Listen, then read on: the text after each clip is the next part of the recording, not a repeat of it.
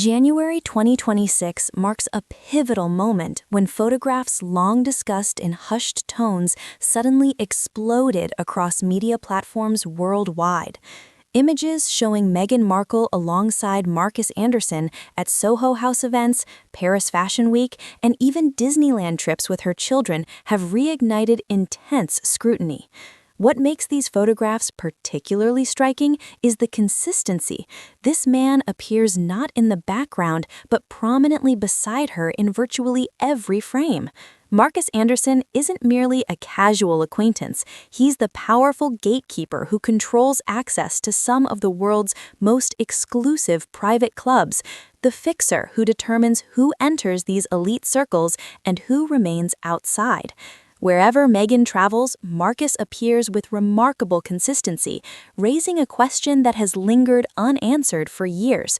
What is the true nature of the connection between Meghan Markle and the man who facilitated her introduction to Prince Harry? The evidence presents an undeniable pattern. Meghan has never been photographed alone at any Soho House location, not once. Every documented visit shows Marcus Anderson directly by her side, without exception.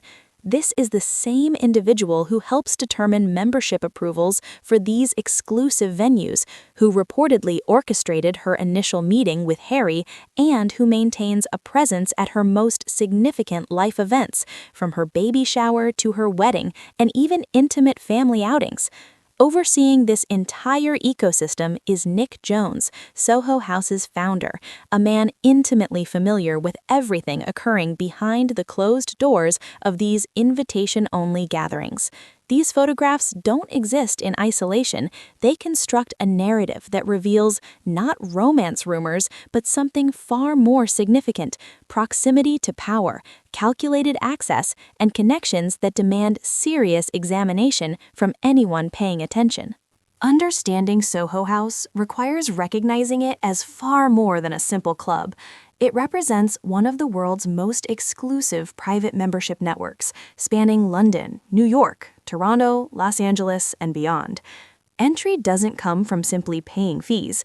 It demands sponsorship, rigorous approval processes, and, most critically, backing from someone already wielding significant power within the organization.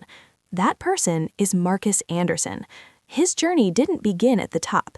He methodically advanced from waiter to becoming Nick Jones's trusted right-hand executive, the architect of guest lists for elite celebrity gatherings, and the ultimate decision-maker determining which actors, models, and wealthy insiders gain access to these coveted spaces. Nick Jones established Soho House in 1995, transforming it into a global empire valued in the billions. He's been explicit about his membership philosophy, publicly stating the organization avoids admitting individuals who attract paparazzi or generate excessive press coverage. This principle carried real weight. Prominent figures, including Kim Kardashian and Kobe Bryant, global superstars with massive followings, were reportedly denied membership precisely because their fame would bring unwanted attention. Soho House refused them. This raises a critical question that refuses to fade. How did Meghan Markle, at the time a cable television actress on Suits, earning approximately $50,000 per episode, gain unrestricted access to Soho House locations worldwide? How did she become a regular presence when considerably more famous personalities were explicitly excluded? The answer that continues to surface points directly to Marcus Anderson, the gatekeeper himself. This wasn't coincidence or luck. This appears calculated, because access to rooms filled with wealthy, powerful, and connected individuals can transform a life with remarkable speed. The photographs themselves tell a compelling story beyond standard red carpet shots or casual group pictures. These images reveal a level of physical closeness and comfort that gives observers pause. December 2014 captures Meghan and Marcus at an event. She's holding a large wine glass, her arm wrapped around his back, while Marcus leans in close, their faces nearly touching. The body language displayed in these frames is impossible to dismiss, projecting an intimacy that keeps questions circulating and speculation alive. Examining the chronology reveals even more intriguing details. June 2016, just 1 month before Meghan's supposed first meeting with Harry, shows Toronto gala photographs with Marcus in a sharp blue tuxedo and Meghan in a little black dress, his arm firmly positioned around her waist.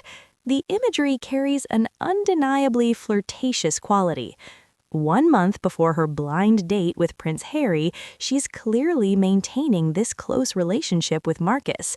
Fast forward to September 2017 at the Invictus Games in Toronto, Meghan sits beside Marcus, their knees brushing in the arena seating. Harry is present, yet the captured moment shows Meghan gazing at Marcus with a broad smile, while Harry appears uncomfortable, staring off into the distance. October 2025 brings the Paris Fashion Week photograph that recently went viral, Meghan and Marcus walking through Paris streets holding hands, not arm in arm as friends might, but with the casual intimacy of a couple. Social media erupted with questions. June 2025 presents another revealing moment, a Disneyland family trip celebrating Lilibet's 4th birthday. Marcus Anderson appears in the family photographs, though Meghan notably used a heart emoji to obscure his face in her Instagram post.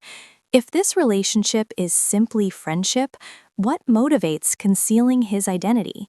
The most striking pattern remains consistent. Meghan has never been photographed alone at Soho House throughout all these years. She's invariably accompanied by Marcus, Misha Nono, or Harry. The reason becomes clear when examining Soho House regulations. Guests must remain by their sponsoring member's side for the entire visit. This confirms Meghan wasn't a member herself. She attended as Marcus Anderson's personal guest every single time. Nick Jones stepped down as Soho House CEO in November 2022, following a prostate cancer diagnosis, though he maintained involvement in creative and membership decisions. He possesses The actual story of how Harry and Meghan met contradicts the official narrative, according to royal biographer Katie Nicholl. Prince Harry approached Marcus Anderson specifically to arrange a private meeting with Meghan at Soho House, London in July 2016. The gathering was deliberately intimate, just 7 or 8 carefully selected individuals, providing Harry and Meghan opportunity to connect without external pressure. What most accounts omit is Harry's deliberate choice to work through Marcus for this private introduction. Why was Marcus so central to this arrangement? Because he controlled the connections, commanded access to exclusive venues, and possessed the unique ability to orchestrate meetings discreetly. And he already shared a close relationship with Meghan. Consider this dynamic carefully. Marcus arranges the introduction between his close friend Meghan and Prince Harry, then maintains deep involvement in their developing relationship, securing private dates at Babington House, providing exclusive spaces at Soho House locations worldwide, functioning. Examining her trajectory reveals a clear pattern. Cable actress becomes Soho House regular.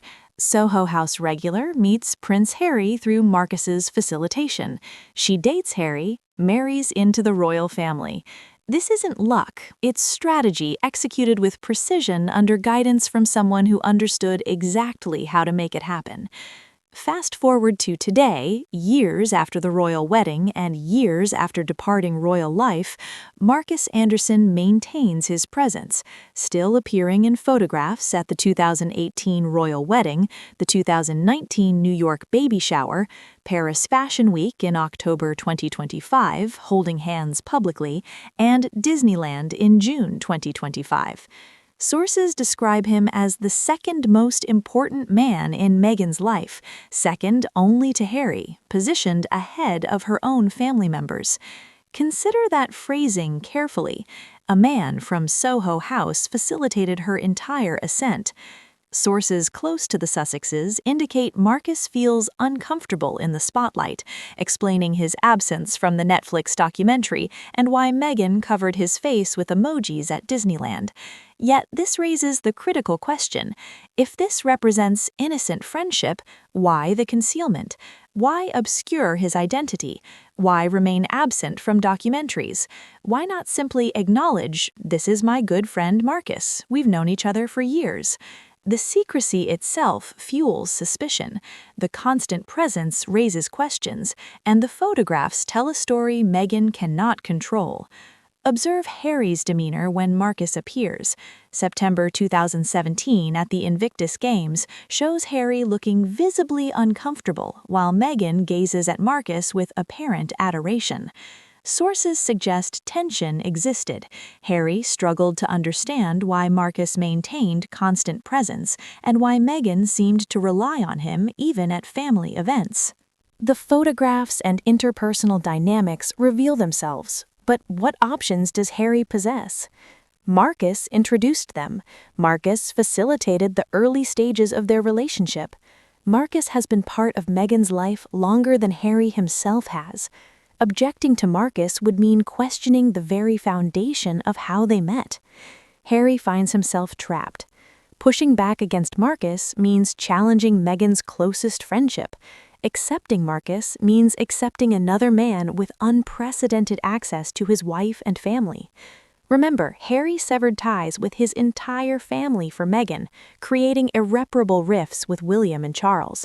If doubts are emerging about Meghan's connections and loyalties, what does that mean for everything he sacrificed? Connecting the dots reveals what Soho House truly provided Meghan, far beyond fancy parties or trendy venues. It delivered access to networks of wealthy, powerful, connected individuals capable of transforming her life. Ron Burkle, billionaire investor heavily involved with Soho House. Misha Ngonu, fashion designer and Soho House regular. Jessica Mulrooney, stylist connected to Canadian elite and Toronto's Soho House scene. Serena Williams, a member who became Meghan's friend. All these connections flowed through Marcus Anderson's network, each one helping Meghan transition from working actress to someone who could credibly step into royal circles. That's the value Marcus Anderson provided, not just friendship, but access, networks, and transformative opportunities. Meghan utilized that access strategically, but at what cost? What did she provide in return? People like Marcus don't invest that level of time and energy without reason. These photographs going viral in late 2025 carry significance because they demonstrate the relationship never ended. Years after the wedding, years after leaving royal life, Marcus Anderson remains the constant presence, raising questions about loyalty, about Meghan's true connections, and whether the royal marriage represented her ultimate goal or simply a step in a larger strategy. Consider this carefully. Meghan accessed the royal family through Marcus Anderson's Soho House network. She leveraged that platform to build global fame, then departed royal life while keeping both her fame and Marcus firmly by her side. What does this reveal about priorities? It suggests Marcus Anderson's network was always more important than the royal family itself. The Soho House connections were the real prize. Harry was the vehicle to reach it. Nick Jonas attended Harry and Meghan's wedding, but has maintained complete public silence about Meghan's years within Soho House. He's never revealed what transpired in those private rooms, yet his silence speaks volumes. Nick Jonas knows everything: who attended which events, what parties occurred, what arrangements Marcus Anderson facilitated. He understands how Meghan transformed from guest to duchess, using his venues as the launchpad. Jones protects his brand zealously. Soho House sells discretion and privacy. Revealing details about Meghan's time in his clubs would shatter the trust Soho House depends upon. So he maintains silence, preserves friendships, attends weddings, protects his business interests. The key players understand what happened. Marcus Anderson knows. Meghan knows. Nick Jonas knows. Here's what nobody can explain. Why is Marcus Anderson still so deeply involved in Meghan's life long after introducing her to Harry? What role is he playing today? He's not her employee, not her manager, not officially her business partner, yet he appears at family vacations, holds hands at Paris Fashion Week, always present, always visible. He's described as the second most important man in her life. What kind of relationship is that? Normal friendships don't maintain that level of involvement across continents, across years, through massive life changes. The only explanation that fits is that Marcus Anderson knows things. He possesses information. He maintains power over Meghan's narrative because he was present for all of it. The Toronto years, the Soho House parties, the networking with wealthy men, the strategic positioning that led to Harry. Marcus was there. He's insurance, the keeper of secrets, the person who can confirm or deny what really happened in those years before Harry. Meghan keeps him close because letting him drift away could mean losing control of that narrative. These photos keep going viral because the relationship doesn't make sense to outside observers. The explanation doesn't match the evidence. If Marcus is just a friend, why the hand-holding? Why the constant presence? Why family events? Why cover his face in photos if everything's innocent? Why the secrecy? Why not openly call him a friend? The more Meghan tries keeping Marcus in shadows while keeping him in her life, the truth about what happened in those Soho House private rooms, that's the story Nick Jones knows but will never tell. Protecting that secret protects Meghan, protects Marcus, and protects the Soho House brand. But the photos don't lie. They aren't going away. Neither is Marcus Anderson, and neither are the questions about what really connected a struggling actress to the man who would introduce her to a prince.